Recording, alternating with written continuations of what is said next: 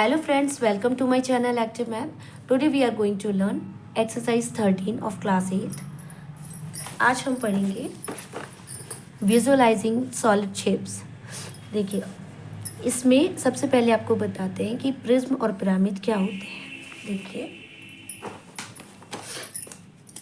कोई फिगर है, जैसे कि स्क्वायर बनाया और स्क्वायर का सॉलिड फॉर्म, ये देखिए जैसे इसका सॉलिड फॉर्म बनाया,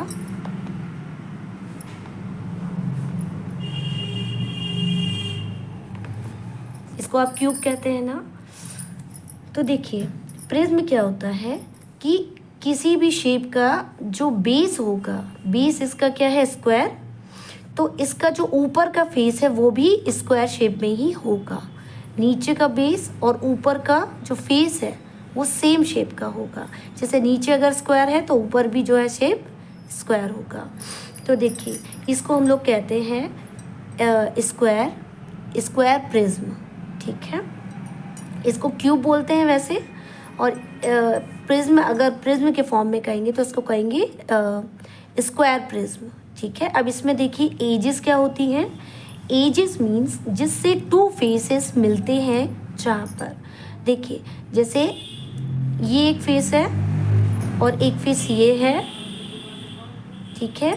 तो ये फेस किससे मिल रहा है, इस लाइन के थ्रू या इस लाइन के थ्रू ये दोनों फेसेस मिल रहे हैं, ये वाला भी और ये वाला भी। तो मेनली आप ये समझिए कि एजेस क्या होती है, ये जितने भी लाइन सेगमेंट है, जितने भी साइड्स हैं इसकी, वो सारी एजेस होंगी, जिससे एक दूसरे से सारे फेसेस अटैच रहते हैं। जैसे ये वाला फेस जो है वो इससे जुड़ा हुआ है, इससे जुड़ा हुआ है। तो एजेस कितनी हो गई, 1 2 3 4 5 6 7 8, और 4 साइड की भी हैं, 9 10 11 12। तो टोटल एजेस कितनी हो गई, 12। फिर देखिए वर्टिसेस मीन्स होते हैं कोने, जिससे सारी जो साइड से मिली हुई होती है। देखिए 1 2 3 4 5 6 7 8, तो कितने हो गए आपके वर्टिसेस, 8। इसके बाद देखिए फेसेस कितने होते हैं। फेसेस देखिए, एक तो ये फेस है जो दिखाई दे रहा है, एक ये फेस है इस तरफ का, एक ये फेस है 3 और 4, और 2 ऊपर नीचे के, ये देखिए 5 और 6। जैसे कोई बॉक्स अगर आप लेते हैं तो उसके 4 तो ये वाले फेसेस होते हैं और 2 ऊपर नीचे के होते हैं। तो टोटल आपके फेसेस हो जाएंगे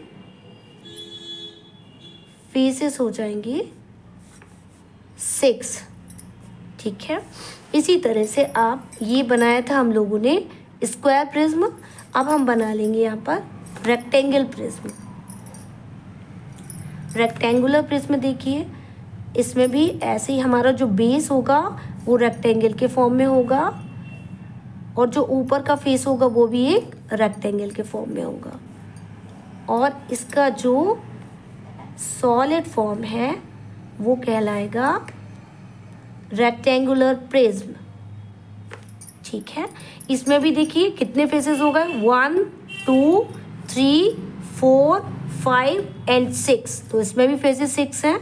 वर्टिसेस 1 2 3 4 5 6 7 8 वर्टिसेस हैं, फेसेस 6 हैं, और एजेस वही 12 हो जाएंगी, 4 ऊपर की, 4 नीचे की और 4 साइड की, ठीक है। अब देखिए ट्रायंगुलर प्रिज्म क्या होता है। ट्रायंगुलर प्रिज्म में ये देखिए, इसमें ये बेस ट्रायंगुलर है, और यहाँ पर भी आपका जो फेस है ऊपर का वो भी ट्रायंगुलर है। और आप वर्टिसेस से वर्टिसेस मिला दीजिए, ये देखिए ये वाला, ये पीछे का पोर्शन है, और ये वाला कोना इससे मिला देंगे।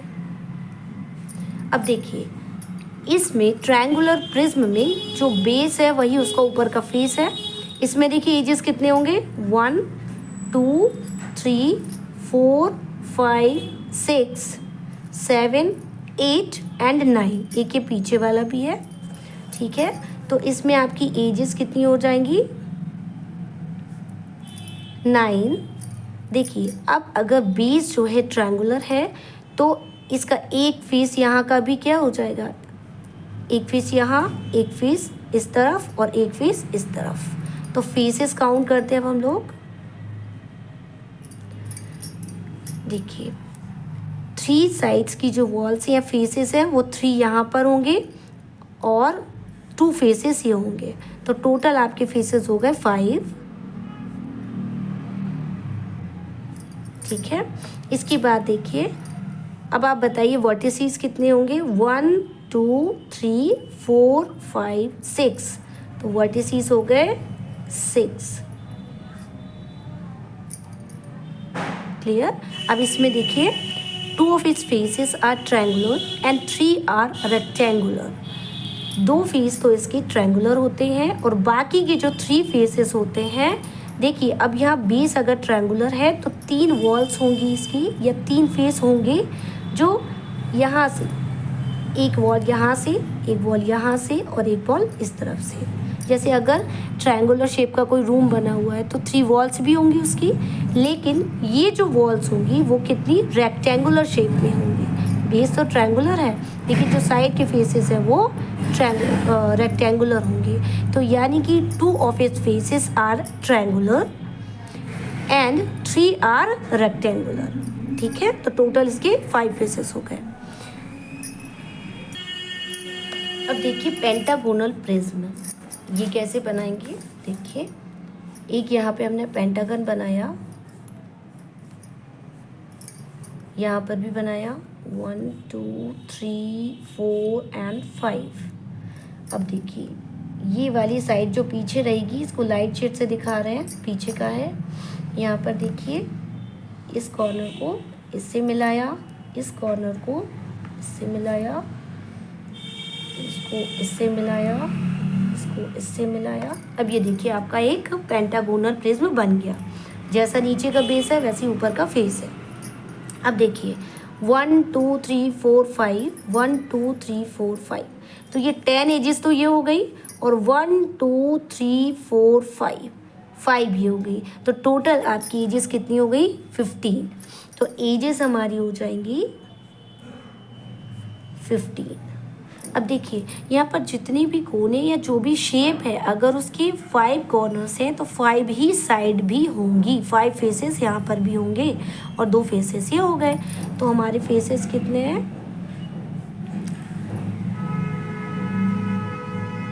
देखिए 5 फेसेस ये, 2 ये, तो ये हो गए 7 फेसेस।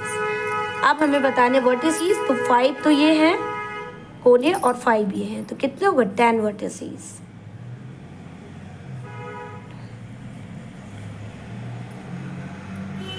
तो इस तरह से कोई भी प्रिज्म होगा तो आप उसका फिगर बना के आसानी से बता सकते हैं कि कितनी एजेस हैं, कितने फेसेस हैं और कितनी वर्टिसेस हैं। इसी तरह से देखिए हेक्सागोनल प्रिज्म।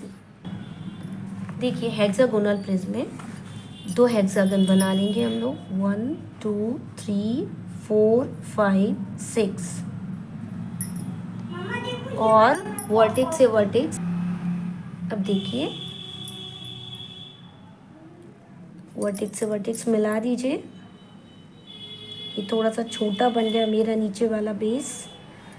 चलिए इसको यहाँ से यहाँ, यहाँ से यहाँ, यहाँ से यहाँ और यहाँ से यहाँ। ये देखिए आपका हेक्सागोनल प्रिज्म बना है। तो इसमें भी देखिए एजेस कितनी होंगी 1 2 3 4 5 6 और 6 ये हैं, तो 12 ये हो गई और इतनी ही यहाँ पर होंगी 1 2 3 4 5 6, क्योंकि 6 कॉर्नर है, वर्टिसेस है, तो 6 ही यहाँ पर भी एजेस होंगी। तो आपकी टोटल एजेस कितनी हो गई, देखिए 6 6 12 और 6 चीज़ा 18। तो आपकी यहाँ पर एजेस हो गई हैं 18। अब फेसेस देखते हैं। देखिए 2 फेसेस तो आपके हेक्सागोनल हैं और जो बाकी के 6 फेसेस हैं वो आपके रेक्टेंगुलर हैं। ठीक है, तो इसमें देखिए 6 रेक्टेंगुलर फेसेस और 2 हेक्सागोनल फेसेस, तो आपके कितने हो गए टोटल 8 फेसेस। इसके बाद अब हम वर्टिसेस देखेंगे। देखिए 1 2 3 4 5 6, 1 2 3 4 5 6, यानी कि 12 आपकी वर्टिसेस हो गई। ठीक है, इसमें भी ऐसे ही देखिए, जो पेंटागोनल प्रिज्म बनाया था उसमें 2 फेसेस तो आपके हो जाएंगे पेंटागोनल, और बाकी के ये वाले हैं रेक्टेंगुलर। ठीक है, तो रेक्टेंगुलर फेसेस हो जाएंगे। तो टोटल कितने हो गए, 5 ये और 2 ऊपर नीचे, तो 7 जो आपके फेसेस होंगे उसमें से 2 आपके पेंटागोनल और बाकी रेक्टेंगुलर। ठीक है, देखिए अब आपको बताते हैं सिलेंडर। सिलेंडर देखिए इस शेप का होता है।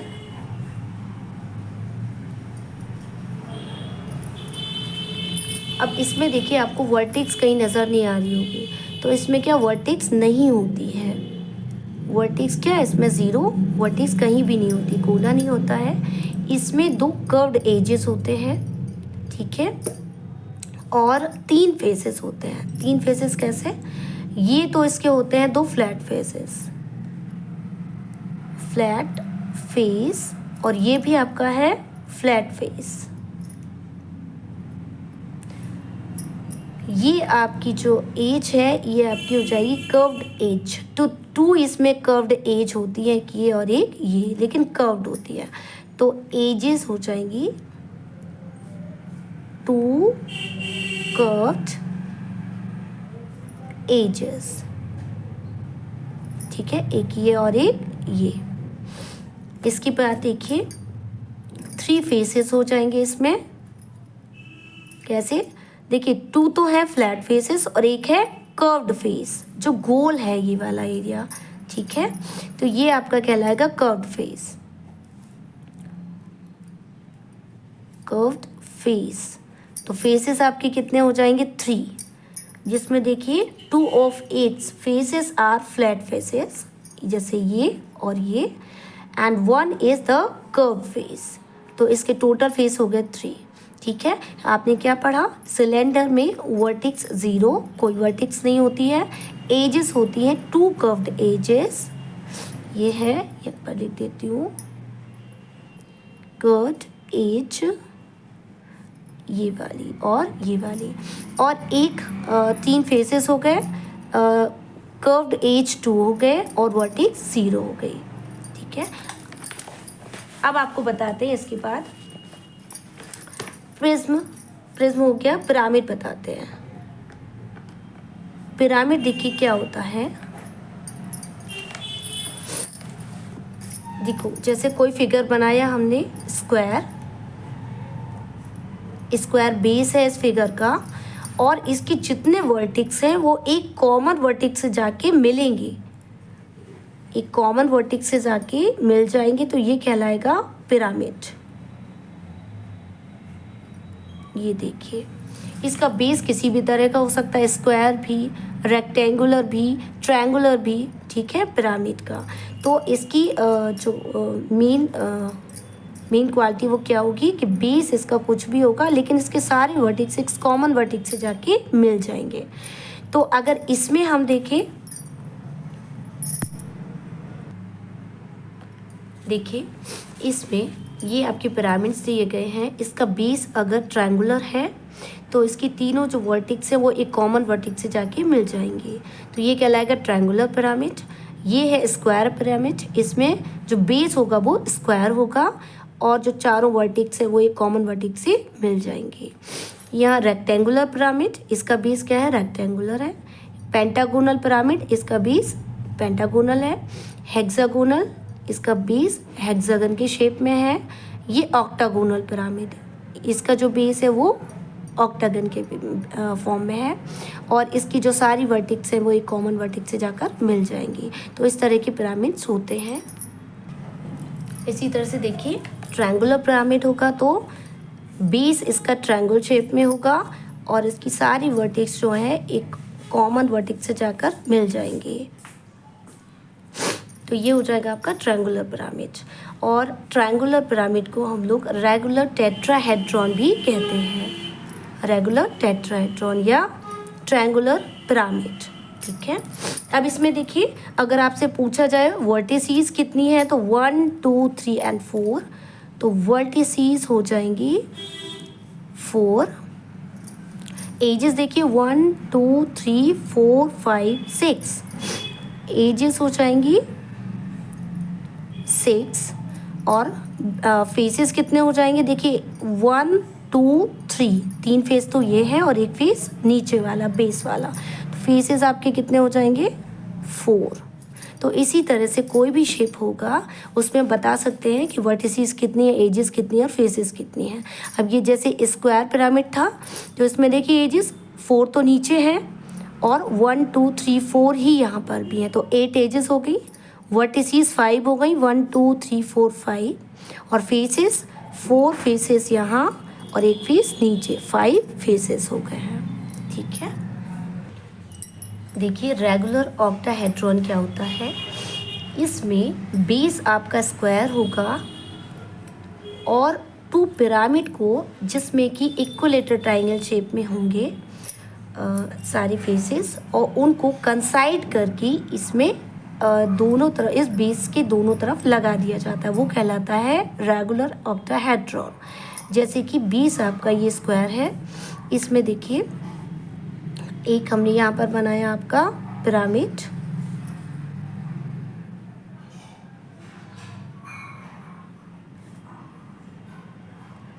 और 2 पिरामिड्स के बेस को कंसाइड करके बनाया गया है ये, यानी कि बेस देखिए सेम है इसका भी और दूसरे वाले पिरामिड का भी, और उन दोनों के बेस को मिला करके